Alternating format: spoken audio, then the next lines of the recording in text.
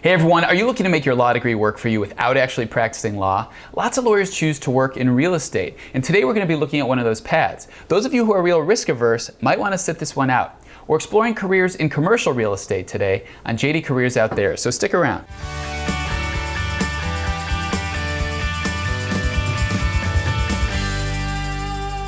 All right, as you may already know, at JDCOT, we explore career paths you could do with a law degree, both in and out of law. And we do that to help you find a career that fits you so you can love what you do. I'm Mark Luber, your host and the founder of JDCOT. Our guest today is Josh Gorin. Josh is a corporate real estate advisor for Savills Studley, a global commercial real estate services firm with 600 offices worldwide. Josh has been with the company since 1997. He's the senior VP and managing partner for the Los Angeles office, where he specializes in large, complex transactions for organizations ranging from Fortune 100 corporations to law firms and entertainment companies. Many of you are going to be happy to know that Josh entered this industry right out of law school. So for those of you who are looking to pursue JD Advantage jobs without first practicing law, I'm going to be asking Josh how you can go about doing that. And I'm going to be asking how your law degree is going to help you no matter what path you take first. All right, let's get started and meet Josh. Josh, welcome to JDCOT. Thank you. Thanks for having me. Definitely. Thank you for being here. So Josh, let's start with this. Why don't you give us your elevator pitch on what you do as a corporate real estate advisor? Sure. Well, I am hired by organizations to evaluate their real estate and determine whether there's a more efficient and less expensive way to operate their business. This can take the path of a law firm who leases office space and is considering renewing or a relocation, a global company who requires a full portfolio examination of thousands of locations, or a large corporate headquarters or movie studio that may need to evaluate whether to buy, lease, develop, sell, structure their real estate occupancy by a more sophisticated financial design. Interesting. So what would you say makes this path rewarding for you? Well, what's most rewarding is really my clients.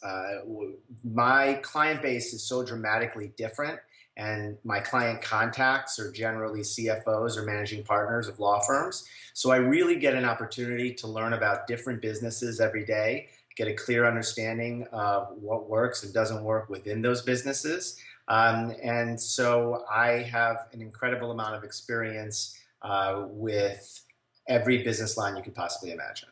That's great. When you started law school, did you intend to practice law?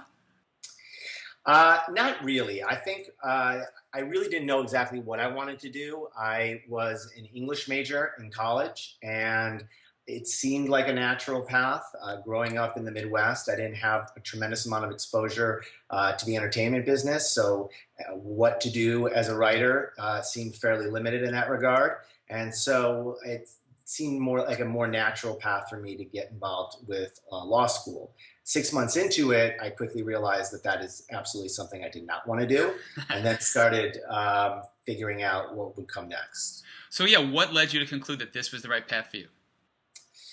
I always had somewhat of an interest in real estate, not sure where or how that came about. During college, I worked in financial services companies, and so I did have sort of a finance background in that regard, but I just felt like it was something that I wanted to learn more about, and so I set out to do just that.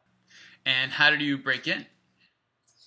I started by really informational interviews, and I went on a crazy path of meeting anybody I could that would sit with me for 5 minutes, and I would ask them every question I could think of.